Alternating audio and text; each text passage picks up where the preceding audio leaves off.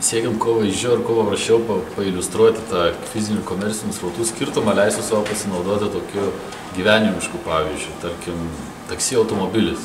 Ne? Tai nusprendžiam kažkoks juridinis asmuo ar fizinis daryti taksi verslą, įsigyja automobilį ir ten, tarkim, kažkokiu paskatų vedamas, pavyzdžiui, mažiau griežtų aplinkosauginių reikalavimų ar kažkokiu tai mokestinių paskaitų priregistruoja jį ne Lietuvoje, o užsienį. Atvažiuoja su automobiliu, važinėja po Vilnių ir ieško klientų. Tai va, tas važinėjimas yra fizinis srautas.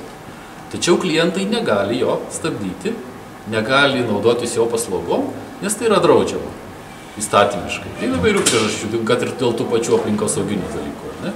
Tai jis važinėja, tas taksi automobilis, vieną ratą aplink Vilnių, kitą ratą, trečią, bet jis negauna pajamų, nes klientai jo nestabdo.